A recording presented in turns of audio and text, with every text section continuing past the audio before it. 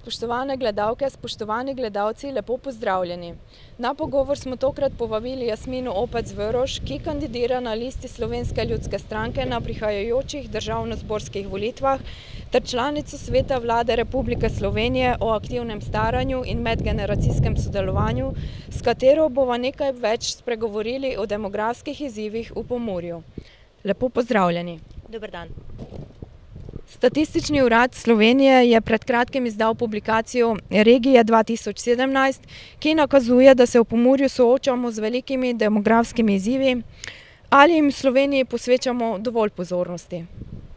Prebivalstvo v Sloveniji se stara najhitreje v Evropi, seveda so pa znotraj Slovenije velike razlike med regijami. Na eni strani imamo osrednjo slovensko regijo, to je Ljubljana z okolico, kjer se število prebivalstva povečuje, vemo, da se ta preseljuje veliko mladih iz ostalih regij, in na drugi strani imamo regije, kot je Pomurska, kjer pa se soočamo na drugi strani z velikim izseljevanjem in staranjem prebivalstva.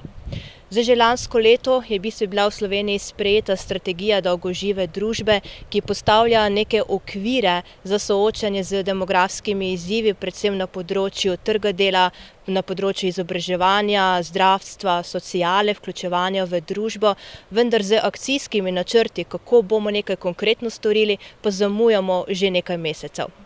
Ampak predvsem pomembno je, da se zavedamo, da zgolj neki ukrepi na nacionalni ravni ne bodo dovolj, ampak da se kot regija, da se kot lokalno okolje moramo s tem začeti soočati, iskati rešitve, se pogovarjati o teh problemih in potem narediti, da bo kvalitetno življenje v vseh regijah.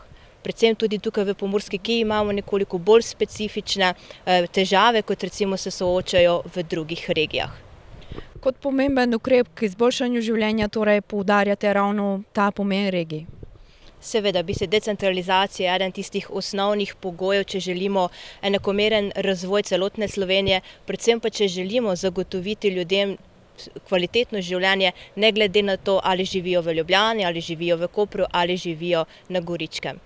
In regije so ena izmed tistih temeljev, z katerim to lahko zagotovimo. Če prenesemo del pristojnosti iz Ljubljane, iz različnih ministrstev tukaj na regionalno raven, se lahko hitreje, učinkoviteje, konkretneje spopadamo z različnimi rešitvami.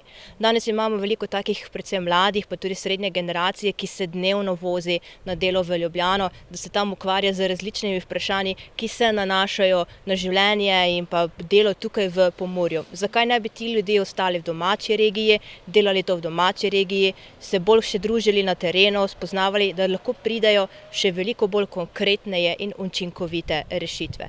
Zagotovo pa, če preneseš odločanje v upravnih postopkih oziroma tudi druge pristojnosti na regijsko raven, to pomeni, da si bliže v stiku ljudi, da lahko tudi razvijaš gospodarstvo, veliko bolj področje turizma, kmetijstva, ki je za našo regijo še kako zelo pomembno, in pa seveda, da si veliko bolj v stiku z ljudmi, da lahko konkretneje, učinkoviteje, predvsem pa hitreje odgovoriš na neke potrebe. Ker vemo, danes recimo, če ti v Ljubljani odločajo o kakšnih tvojih vlogah, včasih traja mesece in mesece, da ti odobrijo, da lahko začneš izvrševati neke pravice, da dobiš neko pomoč od države. To so torej te priložnosti oziroma rešitve, ki jih vidite za izboljšanje življenja tudi tukaj pri nas? Seveda, demografski izzivi so tako zelo širok pojem, v bistvu zajemajo vsako področje. Zajemajo seveda področje gospodarstva. Če bomo imeli dobro razvito gospodarstvo v Pomurju, seveda, ki vključuje kmetijstvo in turizem, če bomo imeli kvalitetna delovna mesta, bodo mladi ostajali doma v regiji, bodo tudi se zaposlovali v gospodarstvo, ne bo jim treba hoditi v tujino ali v Ljubljano, druge konce Slovenije. Potem se bomo tudi učinkoviteje soočali z drugimi izzivi, seveda tudi zdravo življenjsko okolje je izjemno pomembna, sociala in pa tudi stanovanjsko področje. Mi vemo, da imamo na podeželju veliko starejših ljudi, ki imajo sramotno nizke pokojnine, ki živijo v velikih hišah, dotrajanih, ki jih težko vzdržujejo in da večinoma ostajajo doma. To so vse taki ključni problemi, ki jih je potrebno reševati, da v bistvu zagotovimo kvalitetno življenje tako starejši populaciji in pa seveda na drugi strani mladi populaciji, ki se poleg tega, da nima v Pomurju kvalitetnih delovnih mest, sooča tudi s tem, da nima primernih stanovanj. Neprofitnih stanovanj v Pomurju ne gradimo že leta, grozno jih primanjkuje pa tudi stanovanj na trgu, tako da mladi, ki se želijo odseliti, ki želijo iti na svoje, v bistvu stanovanj ne najdejo, seveda si pa zaradi slabih zaposlitev tudi težko privoščijo kredite, da bi si hiše in stanovanja lahko sami kupili. V zadnjih 3 letih beležimo tudi rast dojenčkov oziroma otrok tudi v Murski Soboti. Bi lahko rekli, da je to posledica vašega ukrepa, torej 500 € za novorojenčke? No, jaz sem prepričana, da se noben ne odloča, da bo imel otroka zaradi denarja, ampak je pa pomembno sporočilo okolju, v katerem živimo, da se zavedamo tega problema, da nam je zelo blizu to, da damo poudarek na družinam, da dostojno in kvalitetno živijo in že ta sporočilna nota je izjemno pomembna, da imajo potem ljudje občutek, da živijo v nekem okolju, kjer tudi politiki in ostalim odločevalcem ni vseeno, kakšno bo življenje v mestni občini in v širšem pomurskem prostoru. Kot uvodoma rečeno, boste kandidirali torej na prihajajočih državnozborskih volitvah. Zakaj pa se boste zavzemali? Boste še naprej se tako aktivno zavzemali za medgeneracijsko sodelovanje, za te demografske spremembe, ki so, kot vidimo, dejstvo?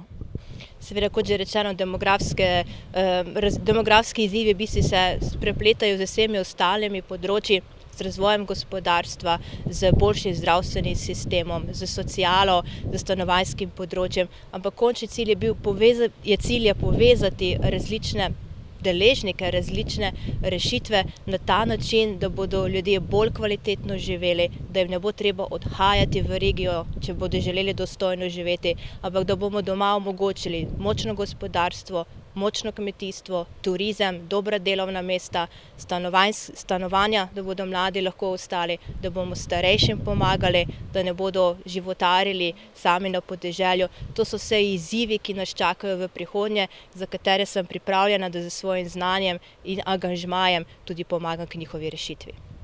Veliko sreče torej pri reševanju teh izzivov in veliko uspeha na prihajajočih volitvah ter hvala za vsa vaša pojasnila.